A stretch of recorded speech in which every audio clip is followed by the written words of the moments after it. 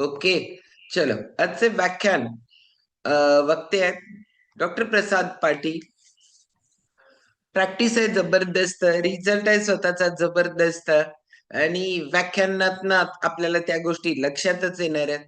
प्रत्येकाना heart आहे, त्याच हार्टची काळजी कशी घ्यायची आहे, हार्ट हेल्थचं महत्व आणि हार्ट ऍज अ डॉक्टर यांना माहिती आहे की आपण आल्यानंतर प्रॉब्लेम काय काय असतात आणि त्याच्या आधीच आपण त्यांची केअर केली तर खूप चांगलं फील प्रत्येकाला होतं.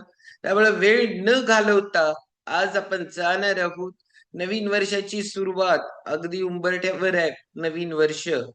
मग या वर्षाला पण आपण भारीपैकी निरोप देण्यासाठी तयार एक पॉवरफुल व्याख्यान घेऊन त्यामुळे जाऊ आपण डॉक्टर प्रसाद सरांच्याकडे. जोरदार क्लॅप करणार आहोत डॉक्टर प्रसाद पाटील सरांसाठी.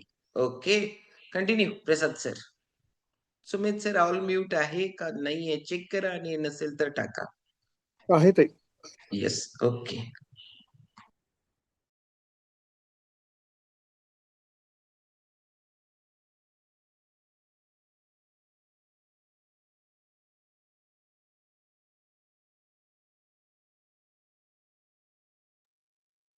सॉरी,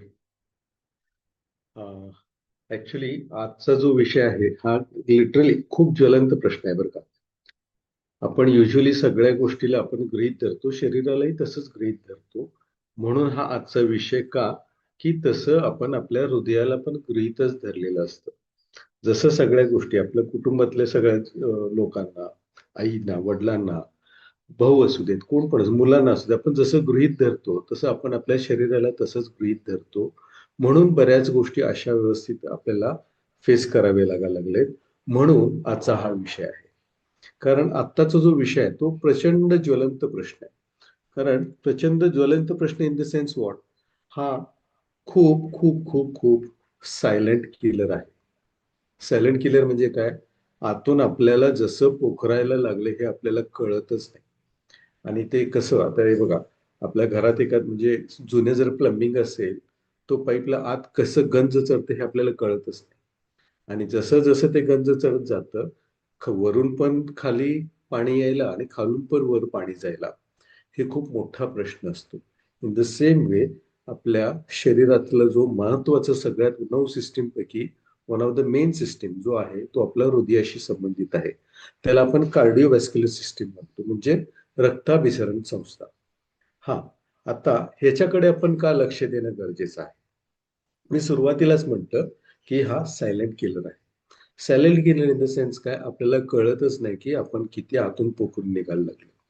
आणि असं ज्या वेळेला आपल्याला एखाद्या दुसऱ्या गोष्टीसाठी तपासणी करायला आपण जातो त्यावेळेला आपल्याला आढळतं की आपल्याला काहीतरी आतून वेगळं काहीतरी झालेलं आहे, आपल्या हृदयाशी संबंधित बऱ्याच गोष्टी. आता हे आता हे आत्ताच का आपल्याला हे लक्षात घेणं गरजेचं आहे. जवळजवळ 100 पैकी 30 ते 35 लोकांना, पूर्वी हा आकडा खूप कमी होता, 100 पैकी 30 ते 35 लोकांना हृदयाशी कुठल्या ना कुठल्या तरी आजाराशी संबंधित काही ना काहीतरी त्यांच्या शरीरात झालेलं असतं, पण त्याला माहीतच नसते. का आपण त्याच्याकडे दुर्लक्ष करतो. मग मला असं व्हायला लागलं, आपण आपल्या स्वतःच्या आरोग्याबद्दल आपण स्वतः काही ना काहीतरी त्याचे अझम्पशन्स लावतो आणि त्याच्याकडे आपण दुर्लक्ष करतो. हा, हे सिम्पटम्स बरेच असतात. डोकं दुखतं का, हो दुखतं. मळमळतं का, मळमळतंय. पण आपण ह्या सगळ्या गोष्टी आपल्या काही ना काहीतरी खाण्यापिण्याबद्दल, थोडंसं जागरण बद्दल अशा पद्धतीनं आपण त्याला कोरिलेट करतो आणि त्याच्याकडे 100% दुर्लक्ष करतो. आता कसं आहे, हा ग्रॅज्युअली आपल्याला जीव घेणा आजार आहे. एकदम जातं का, हो जातं. पण कंपॅरेटिव्हली एकदम जाण्यापेक्षा ग्रॅज्युअली आपलं जीव घेणा हा आजार आहे. म्हणून ह्याच्याकडे आपण दुर्लक्ष करतो, कारण आपल्या बॉडीचं मेकॅनिझम असं एवढं जबरदस्त आहे की कुठल्याही गोष्टीला ते ऍडजस्टच करत जातं. एक सगळ्यात महत्वाचं कारण आपण आता का लक्ष द्यायला पाहिजे. दुसरं, अकाली मृत्यूचं महत्वाचं कारण आहे. अकाली मृत्यू म्हणजे काय, वयाच्या 50 नंतर युजली आधी असायचं. आत्ताचा जो एज अफेक्टेड आहे 30 ते 40 ह्या वयातच अफेक्टेड आहे. म्हणजे जे ऍक्च्युअली जो प्रोडक्टिव्ह एज जो आहे एखाद्या व्यक्तीचा त्या एज मध्येच ह्या अशा पद्धतीचं हृदयाशी निगडीत कुठलेही आजार व्हायला लागले. आणि त्याच्यामुळे काय होतं की 100% ज्या व्यक्तीवरती जे पूर्ण कुटुंब असतं ते पूर्ण इकॉनॉमिकली पण आणि बाकीच्या भावनिक दृष्ट्या पण ज्या व्यक्तीवरती ते अवलंबून जे पूर्ण कुटुंब असते ते पूर्ण स्मॅश होतं. आणि त्याच्यामुळे तिथून पुढे जे त्यांच्या त्यांच्या आरोग्यावरती असू दे आणि त्याच्या कारण त्या स्वतःच्या त्या व्यक्तीचं पण कॉन्फिडन्स एवढा कमी होतो. खूप क्वचित अशी लोक असतात ह्या सगळ्या गोष्टीतून बाहेर एवढं मोठं आघातातून बाहेर पडताना सुद्धा ते कॉन्फिडेंटली बाहेर पडतात.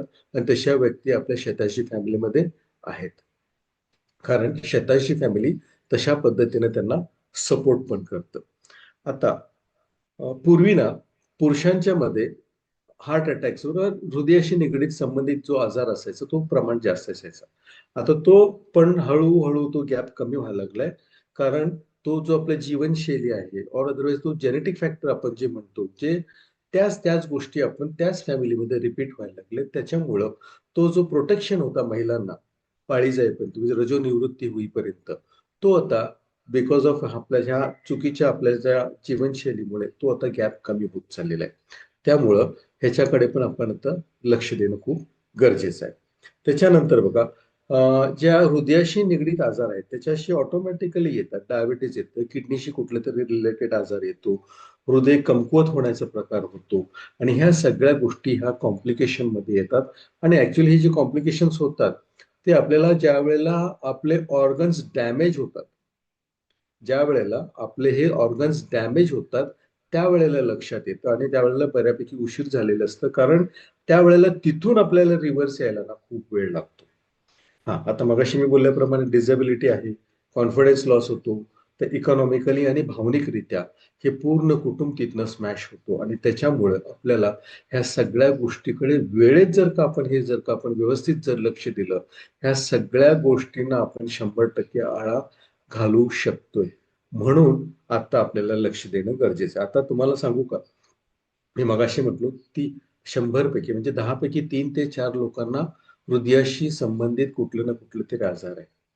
आता 2025 म्हणजे आता संपत आलेलं आहे.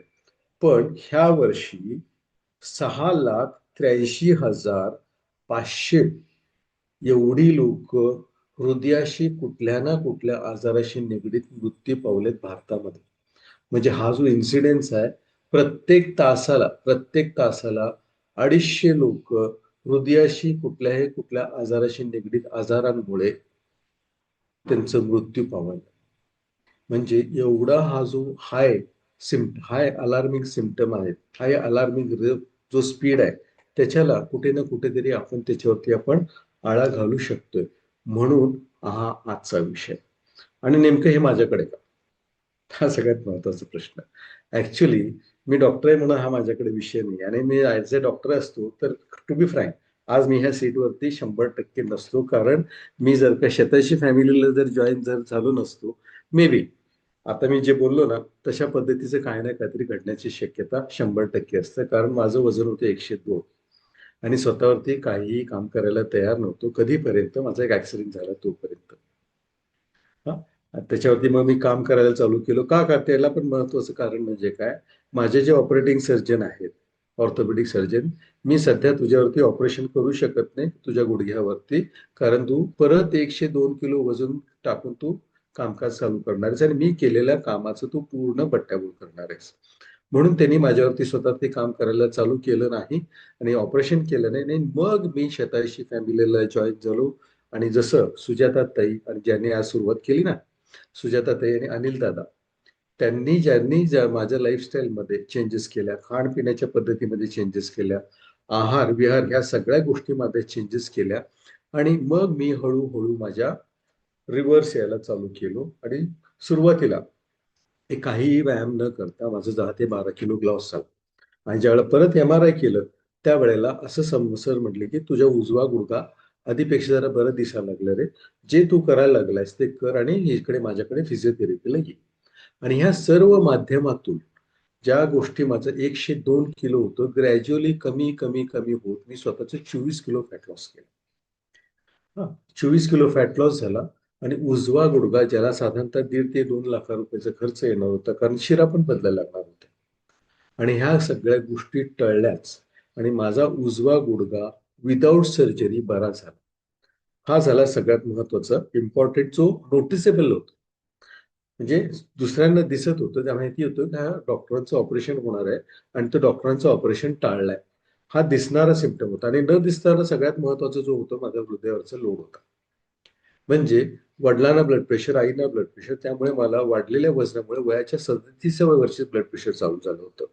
आणि जसं जसं वजन वाढत गेले तसं तसं एक गोळ्यांचं 4 गोळ्या कधी झाल्या मला कळालंच नाही. आणि मी काय समजत होतो, आयुष्यभर आपल्याला गोळ्या खायच्यात, कारण आपलं मेडिकल सायन्स पण सांगत नाही की ह्या सगळ्या गोष्टी रिव्हर्स येऊ शकतात.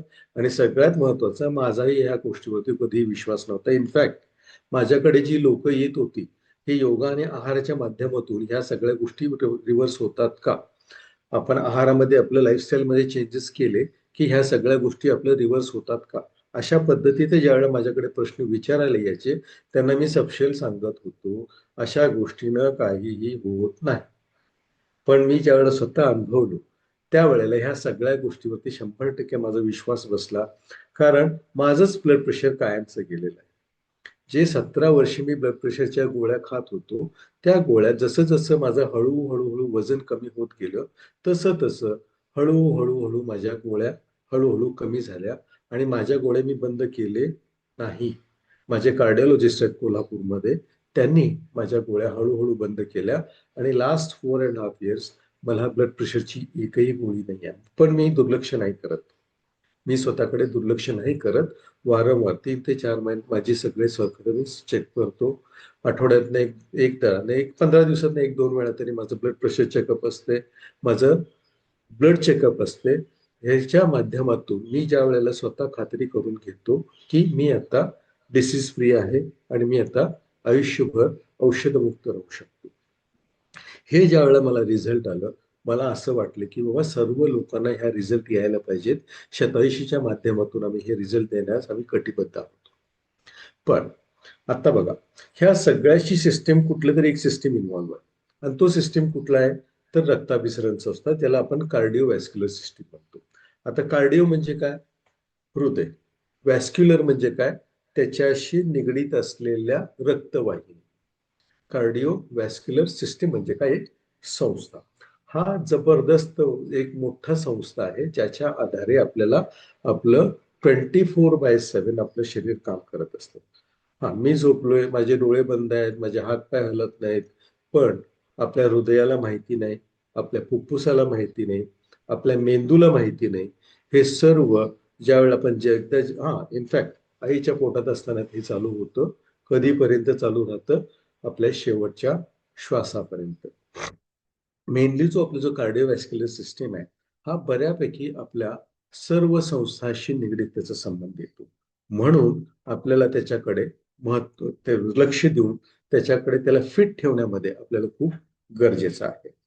आता सगळ्यात महत्वाचं, जसं डायबिटीज आता बऱ्यापैकी, आता बघा म्हणजे आपलं डायबिटीसचा जो आत्ताचा जो इंडियामधला जो रेशो आहे, जवळजवळ बाय 2050 8-10 मध्ये 8 लोकांना डायबिटीस होण्याची शक्यता आहे. आणि त्याच्या खालोखाल जो आजारांचा जो आत्ता जो डोकं खूप वर काढायला लागलाय, तो आपल्या रक्ताभिसरण सिस्टीमशी कुठल्या ना कुठल्या तरी आजाराशी आपलं तो 100% आहे. आता बघा, हे सर्वात एज लिमिटशी आधी निगडीत होतं. आत्ता एज लिमिटचा त्याला काहीही संबंध नाहीये. कारण लहान मुलांना सुद्धा आता ह्या कुठल्या ना कुठल्या तरी आजाराशी झगडताना आम्ही बघतोय. इनफॅक्ट परवाच एका मी आयसीयू मध्ये ज्या वेळेला गेलो होतो, त्या एका मुलाचं म्हणजे हार्डली वॉज 10 इयर्स, हार्डली. आता ते आई वडील त्या बाळाजवळ नव्हते. आणि ते बाळ एवढं, मुलगा तो एवढा रडत होता, आईला बोलवा, आईला बोलवा. त्या हृदयाशी निगडीत जे कॉम्प्लिकेशनमुळे त्या बाळाचं पाप डायलिसिस चालू. म्हणजे अशा गोष्टींना आपण सामोरं जायला लागलोय. इनफॅक्ट त्याच्यापेक्षा आधी मी सांगतो, लास्ट 20 दिवसामध्ये मी स्वतः माझ्या 3-4 पेशंटचे अँजिओप्लास्टी करून घेतले, गेले 15 ते 20 दिवसातच. मग हा जो अलार्मिंग जो राईज आहे, त्याच्याकडे आपण 100% लक्ष देणं गरजेचं आहे. आता बघा, ह्या आपला जो कार्डिओव्हॅस्क्युलर सिस्टीम म्हणजे रक्ताभिसरण संस्था आहे त्याच्यात तीन मुख्यतः हे आहे, पार्ट्स आहेत. आता ते तीन मुख्यतः पार्ट्स कुठले कुठले? एक सगळ्यात महत्वाचं आपलं हृदय आहे, त्याच्याबरोबर असणार रक्ताभिसरण करण्यासाठी तो वेसल्स आहेत, जे रक्तवाहिनींचं जाळं आहे, आणि सगळ्यात महत्वाचं त्याच्या आतून फिरणारं जे आहे ते आपलं रक्त. आता सगळ्यात महत्वाचं म्हणजे आता हार्ट म्हणजे नेमकं त्याचं साईज काय आहे, त्याचं वजन काय आहे म्हटलं तर आपला जो हा मुठी आहे ना, ह्या मुठी एवढा आपला हार्ट असतो. आणि आपल्या डाव्या साईडच्या चेस्ट केज मध्ये त्याला देवाने ऑलरेडी त्याला नॅचरल प्रोटेक्शन देऊन त्याला आत ठेवलेलं आहे. पुरुषांच्या मध्ये साधारणतः त्याचं 280 ते 300 ग्रॅम असं वजन असते, आणि महिलांच्या मध्ये 230 ते 280 ग्रॅम असं त्याचं वजन असतं. साधारणतः ऑन अन ॲव्हरेज 60 ते 90 वेळा मिनिटाला ते पल्स असतात, आणि ऑन अन ॲव्हरेज एक 72 पर मिनिट त्याचं बीट असतं. साधारणतः दिवसभरात 1 लाखापेक्षा जास्त वेळा ते धडधडते. आणि या धडधडण्यामध्ये कुठे नाही तरी कुठं कुरकुर आलं तर 100% आपल्याला पाहुण्यांचा कॉल येतो. आता सगळ्यात महत्वाचं जो ब्लड सर्क्युलेशन जे असते, हे ब्लड सर्क्युलेशन मध्ये साधारणतः वजनानुसार वयानुसार साधारणतः 4.5 ते 5.5 लिटर आपल्या रक्ताभिसरण सिस्टीम मध्ये असते. आणि हा जो रक्ताभिसरण सिस्टीम आहे साधारणतः 96,000 किलोमीटर एवढा आहे. आणि एका वेळेला एका स्पंदनाला 96,000 किलोमीटर आपलं ब्लड ट्रॅव्हल करून रिव्हर्स येत असतं. म्हणजे आपल्या ह्या जो जबरदस्त जो मेकॅनिझम आहे ह्याचा कुठेही त्याला पंपसेट नाहीये. कारण जर का आपल्याला पंपसेट मारायचं करायचं म्हटलं तर 96,000 किलोमीटर एका स्पंदनाला आपलं मोटर चालू शकेल का? इम्पॉसिबल आहे. इव्हन प्लेन जरी म्हटलं तरी पण तेवढं चालू शकणार नाहीये. 96,000 किलो तेवढं आपलं हृदय एका प्रत्येक बीटला ते काम करत असतं. आणि ह्या बीटला ज्यावेळेला काम करत असतं त्यावेळेला आपण त्याच्याकडे किती दुर्लक्ष करत असतो, आणि त्याच्याकडं हा जो मेकॅनिझम जे देवाने बनवलेला आहे त्याच्याकडे आपण गृहीत धरतो की आपल्याला काहीही करायला चालतं. पण त्याच्याकडे आपण जर का प्रॉपर जर का लक्ष दिलं 100% ह्या सगळ्या गोष्टीला आपण रिव्हर्स आणू शकतो. आपल्या हृदयाला आपण प्रॉपर काळजी घेऊन त्याला आपण व्यवस्थित करू शकतो. आता हा जो आहे हृदयाची माहिती, त्याच्या हृदयाचा जो आहे त्याच्यानंतर ब्लड कुठे जाणार आहे? ब्लड वेसल्स मध्ये जाणार आहे, म्हणजे आपल्या रक्तवाहिनीमध्ये जाणार आहे. रक्तवाहिनीमध्ये पण तीन प्रकार आहेत. एक शुद्ध रक्त वाहून नेणारा म्हणजे जिथून हृदयापासून सगळ्या आपल्या सिस्टीमला पुरवणार आहे त्याला आपण काय म्हणतो? धमनी म्हणतो. आणि वेन्स, वेन्स म्हणजे काय? त्याला शिरा.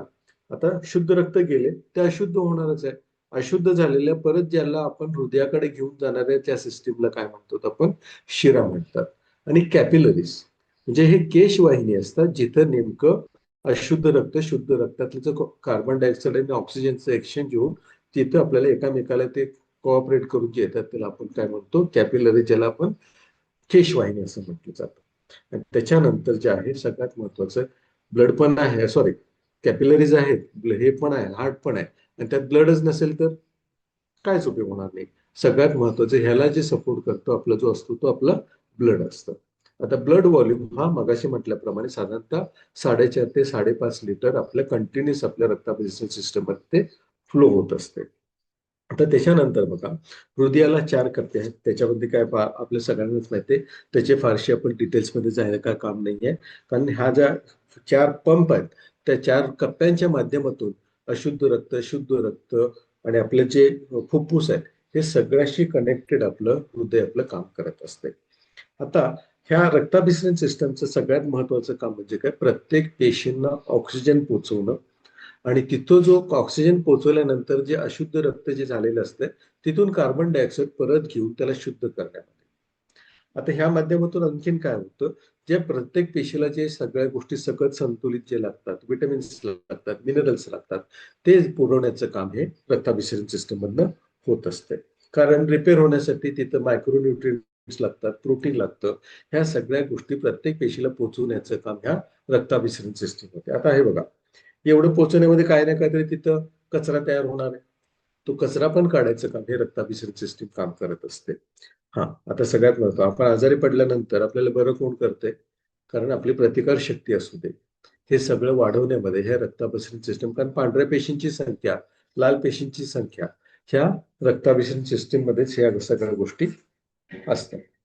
बरोबर. आता त्याच्यानंतर बघा सगळ्यात महत्वाचं, आपला रक्त गोठलंच नाही तर एखादी जखम झाली आणि आपलं रक्त गोठलंच नाही तर काय होईल?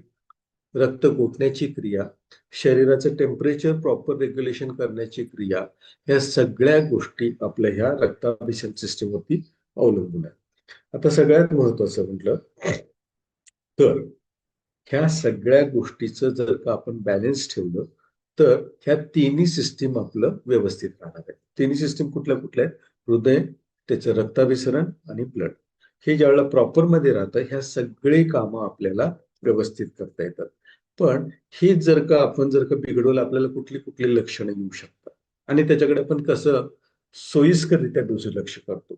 हे सगळ्यात महत्वाचं म्हणजे हे जे हृदयाशी निगडीत संबंधित जे आजार असतात ना, ते आपल्याला माहीतच नसतात. ते आपल्याला मला व्हायला लागले कारण त्याच्याकडे आपण आपल्या रोजचं दैनंदिन काही ना काहीतरी त्याच्याशी कोरिलेट करतो आणि त्या सिम्पटम्सकडे आपण दुर्लक्ष करतो. कधीपर्यंत दुर्लक्ष करतो की आपल्याला ते काही ना काहीतरी अशा गोष्टी आपण तपासायला जातो त्यावेळेला मला आढळतं की अशा गोष्टी मला व्हायला लागलेत आणि त्याच्याशी मी टेस्ट करायला लागलोय. मग त्यावेळेला माझ्या लक्षात येतं की मला कुठल्या ना कुठल्या तरी हृदयाशी निगडीत मला संबंधित आजार आहे.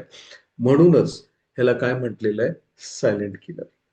म्हणजे माझ्या हृदयाशी निगडीत मला काहीतरी व्हायला लागले हे मला माहीतच नसते, म्हणून हा सगळ्यात मोस्ट डेंजरस आहे. हा, बाकीचे होतात.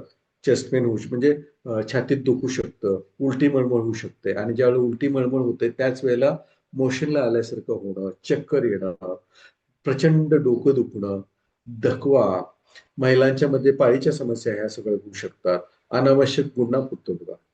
हा, गुन्हा फुटणं, परत डोळ्याला डबल दिसणं, अचानकपणे पॅरालिस अशा पद्धतीचं विकनेस येणं, चालताना दम लागणं, ह्या सगळ्या गोष्टी या हृदयाशी निगडीतच्या कुठे ना कुठेतरी त्याला कोरिलेट करू शकतो आपण, प्रोव्हायडेड आपण त्याच्याकडं व्यवस्थित लक्ष देऊन आपली स्वतःची तपासणी करून घेतो त्यावेळेला. एक एकदा असंही होतं, ठोके पण वाढतात, ठोके कमी पण होतात. पण त्याच्याकडे व्यवस्थित जर लक्ष दिलं, कारण पटकन आपण दाखवलं की पुढचे जे कॉम्प्लिकेशन असतात ते आपण टाळू शकतो. तर सगळं महत्वाचं बघा. पूर्वी छातीत डावीकडे दुखणं हा एक सिम्पटम समजला जातो. आता तो ज्याप्रमाणे मी पुस्तकात वाचले तशा पद्धतीचे पेशंट आता खूप कमी येतात. एकेकांना इथं दुखतं म्हणजे बरं का, म्हणजे आपला हा जो जबडा असतो ना, जबडा लॉक होतो एकेकांचा, एकेकांच्या कानात कळा येतात, एकेकांचं अक्षरशः म्हणजे आपण जळजळ म्हणतो ना, ते जळजळ होत असते. ते पण बऱ्यापैकी आपल्या हृदयाशी संबंधित आजार असू शक्यता असते. पण ह्या सगळ्या गोष्टीला आपण कुठे ना कुठेतरी आपल्या मनाप्रमाणे आपण त्याला कोरिलेट करतो आणि त्याच्याकडे दुर्लक्ष करतो आणि हळूहळू हळूहळू आपल्या हृदयाशी निगडीत आपले जे सिम्पटम्स आहेत त्यांनी वाढत जातात आणि एक दिवशी आपल्याला काही ना काहीतरी मोठा इजा आपल्या हृदयाला होत असतं. आता हे जे झाली लक्षणं, आता मोस्टली आपल्या हृदयाशी निगडीत कुठले कुठले आजार आहेत? एक सगळ्यात महत्वाचं म्हणजे आपल्या सुरुवातीला जे म्हटलं ब्लड प्रेशर, माझंच गेलं ना ब्लड प्रेशर. ब्लड प्रेशर हे सगळ्यात मोठा सायलेंट किलर आहे. आता सगळ्यात मोठा, कारण हार्टला ना एक पंपसेट आहे. एक सिंपल उदाहरण आहे, आपण बरेच वेळेला आपण गाडी धुतो बरं काय.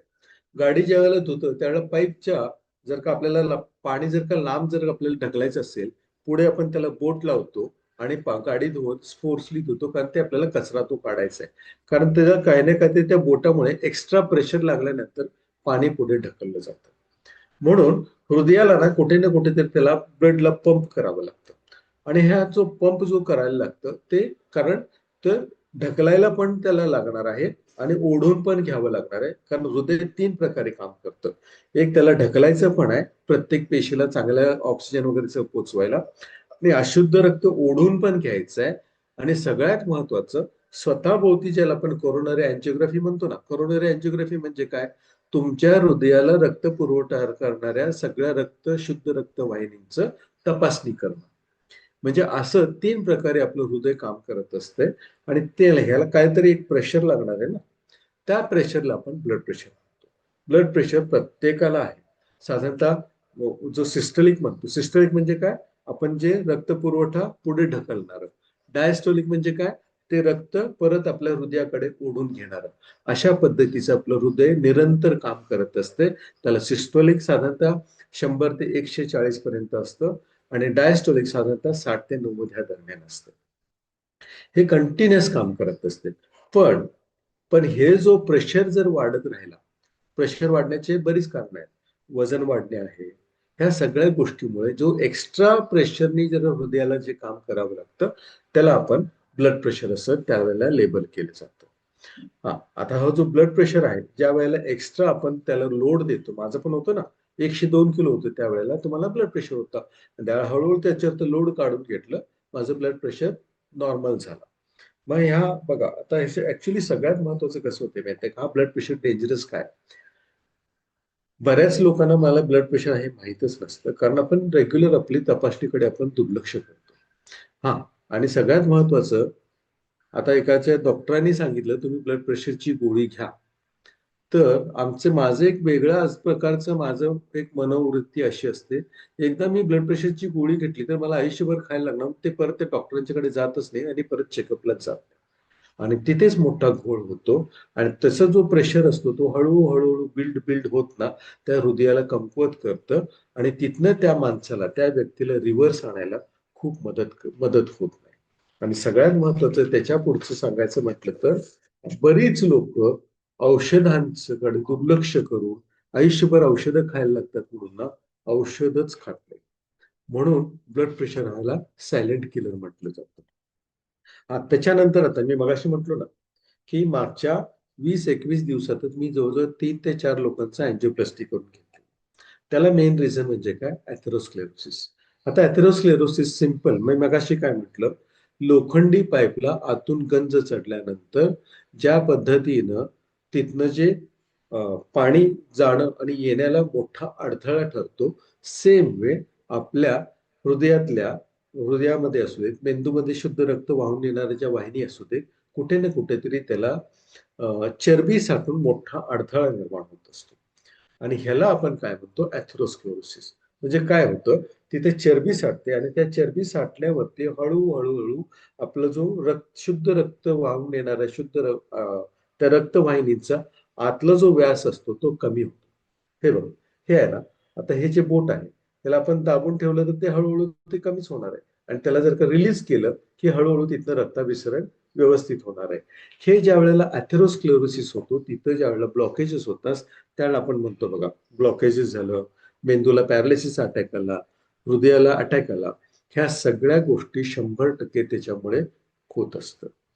आणि ह्याला जो आहे, ज्याला 100% आपल्याला कारण मी नंतर सांगणारच आहे, त्याच्यामुळे हृदयाला तिथं ज्या वेळेला तो हे होतं, ते रक्तवाहिनी तिथनं त्या जाडी वाढते आतून, तिथे जखम होते आणि जखम झाल्यानंतर तिथं ब्लॉक येतो. ब्लॉक झाला की तिथनं रक्ताभिसरणची संस्था तिथे थांबल्यानंतर तो हृदयाचा तो पार्ट निष्कामी झाल्यानंतर त्याला आपण काय म्हणतो, हार्ट अटॅक. अशा पद्धतीनं अथेरोस्क्लेरोसिस हा एक मूळ मुद्दा आहे. त्याच्यानंतर सगळ्यात महत्वाचं म्हणजे अॅरिथमिया. आता मी काय म्हटलं मगाशी, 60 ते 90 वेळा आपलं हृदय प्रत्येक मिनिटाला स्पंदन करत असते.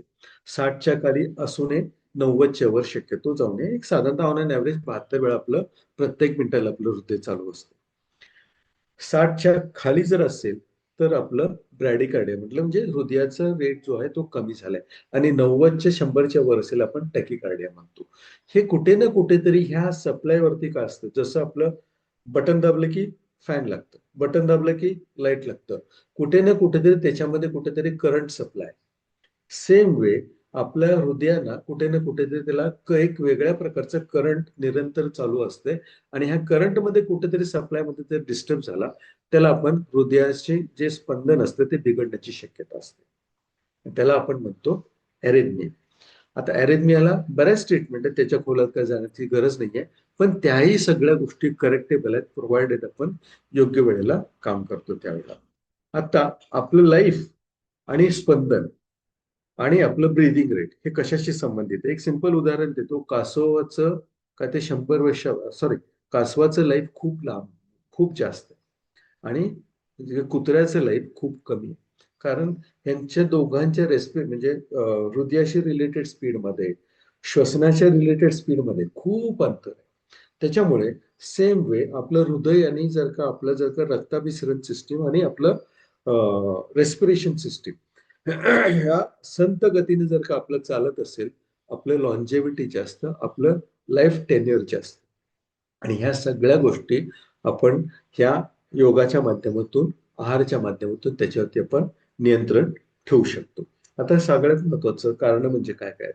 एक तर आपलं लाईफस्टाईल आहे, हेरिडिटरी आहे. हेरिडिटरी असं म्हणता येत नाही, कारण माझ्या आई वडिलांना पण ब्लड प्रेशर होतं. माझं ब्लड प्रेशर गेलेलं आहे. कारण स्वतःवर तुम्ही काम केल्यानंतर ह्या सगळ्या गोष्टीवरती 100% मला ते आळा बसवता आला. वजन वाढलेलं आहे, स्ट्रेस आहे सगळ्यात महत्वाचं ह्या सगळ्या गोष्टी. कारण कारणामध्ये ना मॉडिफायबल आणि नॉन मॉडिफायबल अशी दोन कारण आहेत. मॉडिफायबल कारण म्हणजे काय? त्याच्यावरती आपण काम करून मात करू शकतो. नॉन मॉडिफायबल म्हणजे काय? जन्मतच त्या हृदयाला असे प्रॉब्लेम आहेत, त्याला आपण करेक्शनच करू शकत नाही. पण मॉडिफायबल मध्ये आपण ह्या सगळ्या कुठल्या कुठल्या आपण डाएट मॉडिफिकेशन करू शकतो, लाईफस्टाईल मॉडिफिकेशन करू शकतो, जीवनशैलीशी निगडीत आणखीन काय काय आजार आहेत, स्ट्रेस रिलेटेड आपण काम करू शकतो. एक्सरसाइज कमी असल्यामुळे आपल्या बऱ्याच गोष्टी व्हायला लागल्यात. एक्सरसाइज आणि योगामध्ये आपण काम करू शकतो. सगळ्यात महत्वाचं म्हणजे आपलं जो लाईफस्टाईल आहे आणि झोपेचा जो पॅटर्न आहे, बायोलॉजिकल क्लॅक, आपण म्हणजे आपल्या जसं शरीराला 24 तास आहेत, बाहेर पण 24 तास आहेत. आणि ह्या जे 24 तासात जे शरीराला आणि जे आपले बाहेरचे आहेत, ह्या दोन्हीला आपण ताळमेळ घातलं तर आपलं शरीर 100% रिव्हर्स यायला मदत होतं. आणि सगळ्यात महत्वाचं, आपण ज्या बोलतो ना, आपल्या आहारातल्या कमतरता. आपल्या आहारातल्या ज्या कमतरता आहेत, त्या बऱ्याच गोष्टी आहेत. एक तर आपल्याला गुड फॅट मिळत नाही, चांगल्या प्रकारे आपण फायबर घेत नाही, म्हणजे विटॅमिन्स आहेत, मिनरल्स आहेत, जे हृदयाशी निगडीत. आता बघा, एखादं मोठं दगड उचलायचं असेल तर त्याला फक्त एक लहान पार लावतात. ज्यावेळी हे लहान पार लावतात, त्या लहान पारीच्या आधारे ते मोठं दगड उचललं जातं. मग ते जे मायक्रो न्यूट्रिएंट्स मी मगाशी जे म्हटलो, मग ते विटॅमिन्स आले, मिनरल्स आले, परत आपलं बायो एन्झाईम्स आले, अँटीऑक्सिडंट्स आले, हे हृदयाच्या रक्ताभिसरण सिस्टीमशी जे हळूहळू त्याला जे एक थोडं थोडं थोडं थोडं थोडं काम करत असताना त्यांना जे मदत होणार आहे, त्या आपल्या ज्या मायक्रो न्यूट्रिएंट्स आहेत त्याच्या आपल्या आहारामध्ये खूप कमतरता आहे. आणि त्या आहारातल्या कमतरता आपण जर बऱ्यापैकी आपण जर का भरून काढलं, आपलं हृदयाचं आणि आपलं रक्ताभिसरण सिस्टीमचं बऱ्यापैकी आपलं काम होऊ शकतं. म्हणून आपण ह्या आहारातल्या कमतरता जरी भरून काढलं तर आपलं हृदय बऱ्यापैकी व्यवस्थित चालू शकतं. आता ह्या ज्या आहेत ना, ह्या सगळ्या गोष्टीमुळे काय होतं, आपलं आतलं जे सिस्टीम आहे, आतलं सिस्टीम चेंज व्हायला लागतं. ते एका दिवसात होत नाही. एका दिवसात 100% होत नाही. ग्रॅज्युअली हे होत असतं. पण आपलं शरीर त्याला सिम्पटम देत असतं. आणि त्या सिम्पटमकडे जर का आपण लक्ष देऊन स्वतःवरती काम केलं, की आपल्याला ह्या सगळ्या गोष्टीतनं रिव्हर्स येण्याची शक्यता आहे. आता मॉडिफायबल, मी नॉन मॉडिफायबल सांगितलं. मॉडिफायबल म्हणजे काय? आपण त्याच्यावरती काम केलं, की आपलं रिव्हर्स शरीर येऊ शकतं. आता सगळ्यात महत्वाचं, आपल्या सवयी बदलायला पाहिजे. हा, सवयी म्हणजे त्यात बरेच आले. हॅबिट्स आले, आपलं लाईफस्टाईल, ह्या चेंजेस केले की आपण रिव्हर्स होऊ शकतो. फिजिकली आपण जर इनॅक्टिव्ह असेल तर फिजिकली ऍक्टिव्ह झालं म्हणजे तो काही ना काहीतरी शरीराला व्यायाम देणं, योगा देणं, ह्या सगळ्या गोष्टी गरजेच्या आहेत. त्याच्यानंतर सगळ्यात महत्वाचं फॅक्टर आहे अलीकडे जे आहे, स्लीप आणि स्ट्रेस. झोप आणि स्ट्रेस हा मूळ सगळ्यात महत्वाचे कॉन्ट्रीब्युटिंग फॅक्टर आहेत. कारण ज्यांचं ज्यांचं झोपेचा अभाव आहे, ज्यांचं ज्यांचं झोपेचा अभाव आहे, त्यांना त्यांच्या लाईफमध्ये हृदयाशी निगडीत आजार जवळजवळ 4 पट पेक्षा जास्त येण्याचा संभव असतो. कारण त्यांचं बॉडीच रिपेअर होत असतं. रात्रीच्या झोपेत स्वतःला स्वतः बॉडी रिपेअर करत असते. आणि ह्या झोपेचा जर अभाव असेल, समजा एखाद्या वेळेस मला जर का 1% जर त्याचा चान्सेस असेल, तो साधारणतः 4 ते 5% तो आपल्या हृदयाशी निगडीत कुठल्या ना कुठल्या तरी आजार येण्याची शक्यता असते. ऑफकोर्स ह्या सगळ्या गोष्टी ज्या आहेत, तर का आपलं लाईफस्टाईल मॉडिफिकेशन केलं, आहारात मॉडिफिकेशन केलं आणि ह्या सगळ्या गोष्टीवरती आपण काम केलं तर आपण रिव्हर्स 100% येऊ शकतो. आणि तशी उदाहरणं शतायुषी फॅमिलीमध्ये आहेत. त्यातल्या त्यात एक 3-4 लोकांचं आपण मनोगत घेऊ. सगळ्यात पहिल्यांदा आपण अमर मगदुम सरांचं पहिल्यांदा एक्सपिरियन्स घेऊ, की त्यांनी स्वतःवरती कसं काम केलं आणि काम केल्यानंतर त्यांना काय काय फरक पडलं आणि सुरुवातीला त्यांचे ते काय काय झालं, हे थोडंसं आपण त्यांच्याकडे बोलू.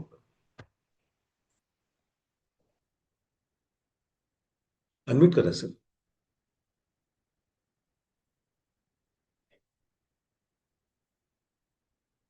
अमर सर, अनम्यूट करा.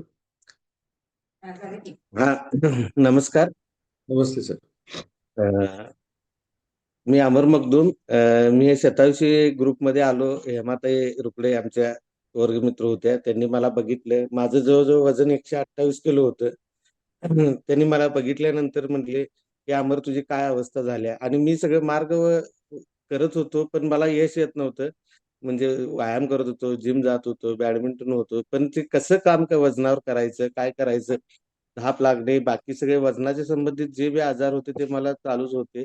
पण आरोग्यावर काम कसं करायचं याचं योग्य गायडन्स मिळत नव्हतं. आणि जे इथे हेमाताईने आम्हाला ज्यावेळी भेटले त्यानंतर त्यांनी जे सांगितलं अमर इकडे ये आणि तुला चांगलं आरोग्य मिळेल. एकदा गेलो, गाठताईंचं सगळं मी ऐकलं. त्यानंतर इतका प्रभावित झालो की खरोखर आपल्या आयुष्याला इथे एक वेगळी दिशा मिळणार आणि माझं आरोग्य चांगलं होणार याची मला खात्री झाली. जॉईन झाल्यानंतर माझं इथं जवळजवळ 28 किलो वजन कमी झालं. वजन कमी झाल्याबरोबर त्याच्याबरोबर मला बाकीचे बी जे प्रॉब्लेम होते धाप लागणे, बाकी सगळं पित्ताचा त्रास, शरीरात इतर जे काम करण्याचे हे कामच होत नव्हतं मला. म्हणजे तेवढ्या वजनाचं मला कामच करायला 2 तास हार्डली मी काम करत होतो दिवसभरात आणि इतर टायमाला कायम घरात बसून राहायचो. आणि बाकी जे जीवनाकडे बघण्याचा दृष्टिकोन, आपली पॉझिटिव्हिटी, हे सगळे विचार, आचार सगळे 27 ग्रुप आपल्याला जे मार्गदर्शन करतात त्याच्यामुळे इतका लाईफमध्ये बदल झाला. अ, अगोदरच्या ज्या चुकीच्या लाईफस्टाईलमुळे माझ्या परवाच घटना 1-2 महिन्यापाठीमागे घडली, की प्रसाद सरांनी त्यांनी मला बघितलं, "अमर सर तुमच्यात काहीतरी बदल जाणवतोय आणि तुम्ही जरा एखादा चेकअप करून बघा." मी ॲक्चुअली ईसीजी दर 2 महिन्याला काढत होतो, कारण माझं वजन जास्त असल्यामुळे मला बी जरा जाणवत होतं काहीतरी त्रास वगैरे. पण ईसीजी नॉर्मल यायचा म्हणून मी त्याकडे म्हणणार दुसरं काहीतरी झालं असलं, दुसरं काहीतरी. पण प्रसाद सरांनी मला फोर्स केला, हेमाताईंनी, मिलिंद सरांनी. आणि एकदा मी चेकअप करून पूर्ण चेकअप करायला मला त्यांनी पाठवलं. तर तिथं मला थोडं एक ब्लॉकेजेस जाणवलं. त्यानंतर मी ते अँजिओप्लास्टी करून घेतली. आपला परत हॉस्पिटलमधून आल्यानंतर बी यांचं सगळं मी आहार-विहार सगळा चालू केला. इतकं मला म्हणजे रिलॅक्स झालं, की माझ्याबरोबर इतर 1-2 पाहुण्यांचे बी अँजिओप्लास्टी किंवा त्या निगडीत ऑपरेशन झाले होते. ते 2-2, 3-3 महिने घरात होते. पण मी ह्यांचं एवढं मला मार्गदर्शन मिळालं. 1 महिन्याच्या आत मी केरळ वगैरे फिरायला गेलो होतो. पण सगळे अजब करत होते, अजून ऑपरेशन होऊन 20-25 दिवस झाल्यानंतर हा फिरायला कसं गेला? पण यांचं मार्गदर्शनाने मी एवढं फिट आणि आनंदी राहिलो, की मला कुठलाही त्रास झाला नाही.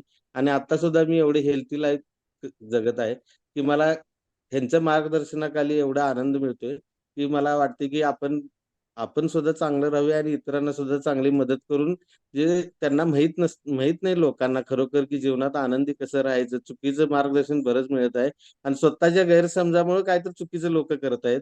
पण माझं तुम्ही एक उदाहरण घ्या आणि आपल्या इथे योग्य मार्गदर्शनाखाली त्यांचं आयुष्य आनंदी राहून त्यांचं सहकार्य चांगलं सगळ्यांनाच मिळते त्याचं. त्याचा सर्वांनी लाभ घ्या ही माझी मनोमनी विनंती आहे. नमस्कार सर. Thank you sir. थँक्यू. अनिताताई. Good morning. मी अनिता तोरगलकर.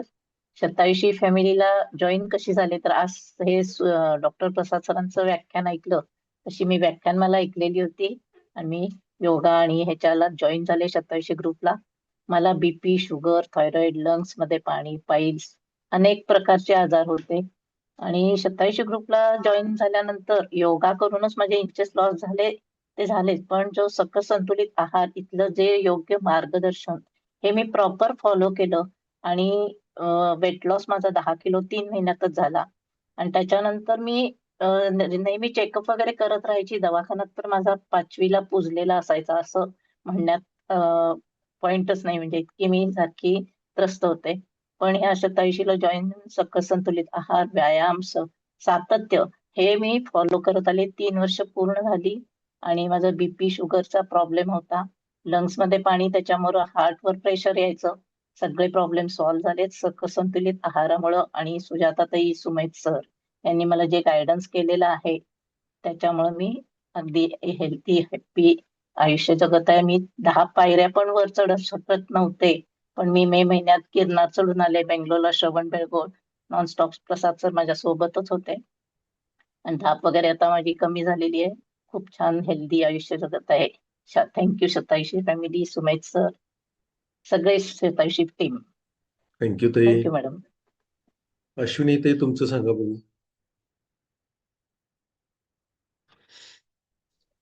जय जिनेंद्र. मी अश्विनी शेटे कोल्हापूरहून बोलते आणि ह्या शतेज फॅमिलीचे येण्याचे कारण म्हणजे आमचे शेटे सर आहेत ते माझे धीरच आहेत. ते पहिल्यापासून सांगत होते तुमचं काय काय त्रास आहे ते सगळं कमी येते, तुम्ही शतेज फॅमिलीला या. पण मला काय वाटायचं की मी योग शिक्षिका पण झाली होती 2003लाच. तेव्हापासून मी योगासनं करायचे, प्राणायाम करायचे आणि माझं व्यवस्थित खानपान म्हणजे मला वाटायचं की आणि पहिल्यापासून माझ्या आईकडून पण आणि सासू सासऱ्यांच्याकडून घरात सगळं असं अगदी सात्विक आहार असायचा, रात्री जेवण नाही, वासाचं असायचं, कंदमूळ काय खायचं नाही, हॉटेलिंग जेवण नाही.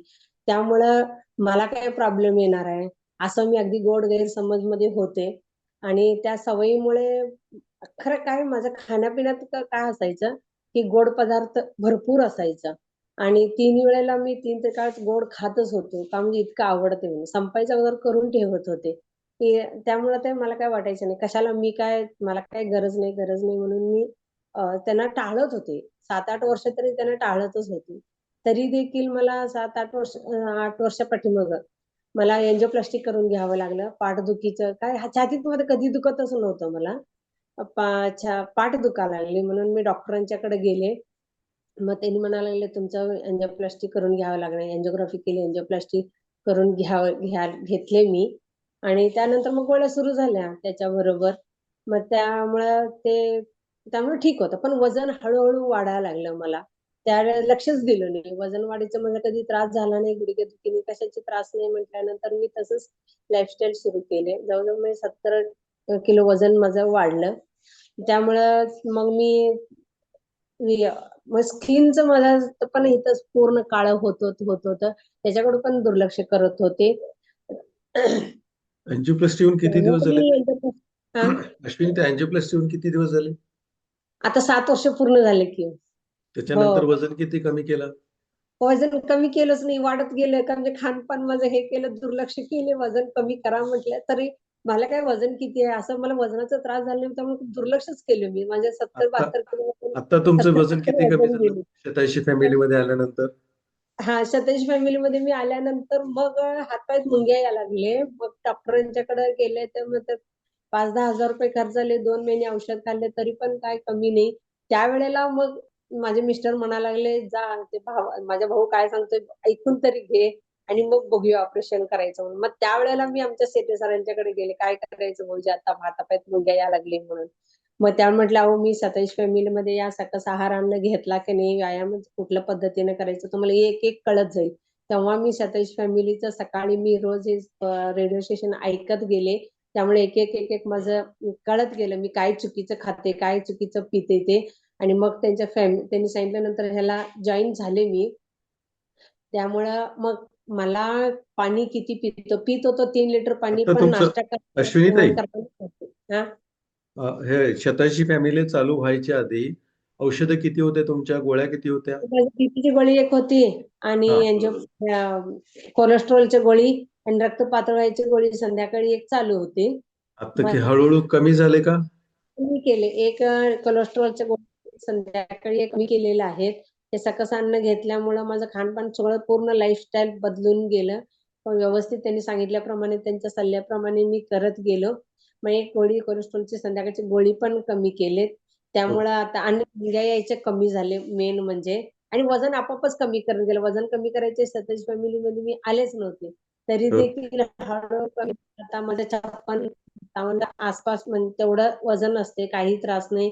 दिवसभर मी काम करू शकते, एकदम फ्रेश असते. कधी कंटाळा येत नाही, हे काम नको असं वाटत नाही. आणि थँक्यू ताई. जिना चढला तर एकदम छान. त्रास होतो, आता धाप बघा लागायचा काय नाही, पूर्ण कमी झालेला आहे. ओके, थँक्यू ताई, थँक्यू. आता बघा सगळ्यात एकदम महत्वाचं छान काय झालं, या सगळ्या गोष्टी आम्ही जी शतायशी फॅमिलीची जी आहे, आम्ही आमच्या औषधं का कमी झाले, आमच्या आहारमध्ये चेंजेस झाल्या, विहारमध्ये चेंजेस झाल्या, लाईफस्टाईलमध्ये चेंजेस केल्या आणि सगळ्यात महत्वाचं इथं जे प्रोसेस होतो त्या प्रोसेसमध्ये पण आम्ही चेंजेस केल्या. म्हणून आमच्या ह्या औषधं बंद झाली. कारण एवढ्या आता म्हणजे अमर सरांचं असू दे, अश्विनीताईंचा असू दे और अदर्स अनिताताईंचा असू दे, ह्यांनी रिझल्ट का आला और अदर्स मी असू दे, ॲज अ डॉक्टर असू दे, आमच्यामध्ये रिझल्ट का आल्या, आमच्या बऱ्याच चेंजेस केल्या आम्ही. आणि ते चेंजेस काय होतात, कशा पद्धतीने करायचं, ह्याचं काहीतरी आपल्याला मार्गदर्शन पाहिजे बरं का. आणि हे मार्गदर्शन आपल्याला करायला सुजाताताई येणार आहेत, कारण त्यांच्यामुळेच आमच्या ह्या आयुष्यामध्ये एवढं जबरदस्त फरक पडले. त्यामुळे ओव्हर टू यू सुजाताताई. चलो जोरदार क्लॅप करू आपण डॉक्टर प्रसाद सरांसाठी. मस्तपैकी रिझल्ट काढले त्या सगळ्यांसाठी एकदा जोरदार क्लॅपिंग. आपण सगळे ऐकायला लागलोय. ऍक्च्युली याच्यामध्ये महत्व कशाचं आहे, तर योगाचं पण तेवढंच महत्व आहे, माइंडसेटचं पण तेवढंच महत्व आहे, आणि सगळ्यात मेन महत्वाचं आहे ते तुम्ही दिवसभरात आपण खात असणार सगळं अन्न. आता खात असणार तर काय बंद करून चालणार नाहीये, पण आपल्याला काय करावं लागणार आहे.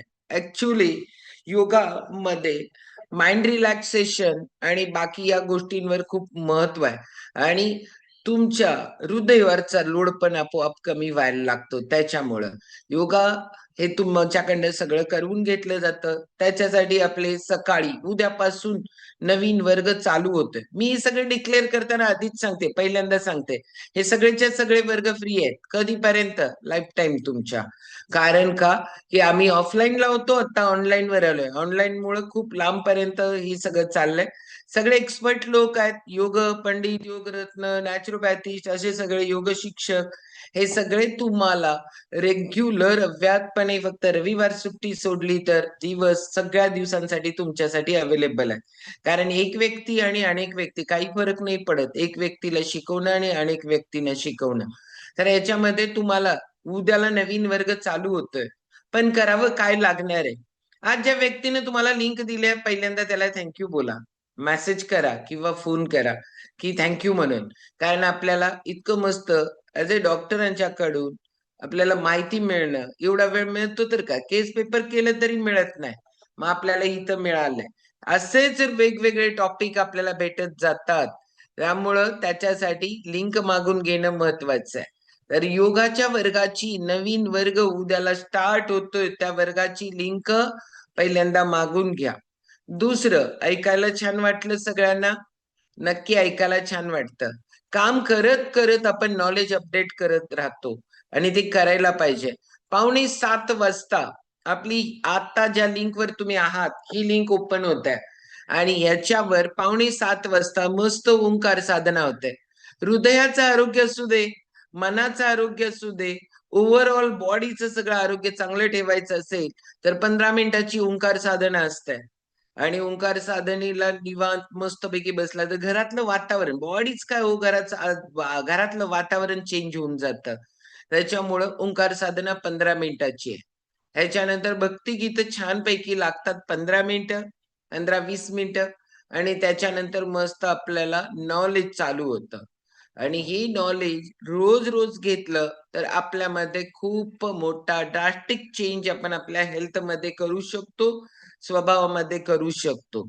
एक आठवडा सकाळी केल्यानंतर तुम्हाला संध्याकाळी 6 ते 7, खूप लोकांना गडबड असते. त्या लोकांना वाटत असतं की अरे आम्हाला सकाळी वेळच नाही, वेळच नाही. पण 6:45 ते 6:45 एक आठवडा वेळ काढा, आणि त्याच्यानंतर मग तुम्हाला संध्याकाळी पण, जर सकाळी नाही जमलं तर संध्याकाळी करू शकता. आणि 6:45 ते बरोबर 8 पर्यंत आपले जे सेशन्स असतात ना, ह्याच्यामध्ये तुम्हाला जे नॉलेज भेटतं ते कानाने ऐकायचं असतं. त्यामुळे काम करत करत पण तुम्ही त्या सगळ्या गोष्टींचा बेनिफिट घेऊ शकता. हार्ट हेल्थ असू दे, ओव्हरऑल हेल्थ मध्ये प्राणायामाचा खूप मोठा रोल आहे. आणि प्राणायामाचा वर्ग आपला दुपारी 4 ते 5 मध्ये आहे. बॉडी रिलॅक्सेशन अर्धा तास आहे.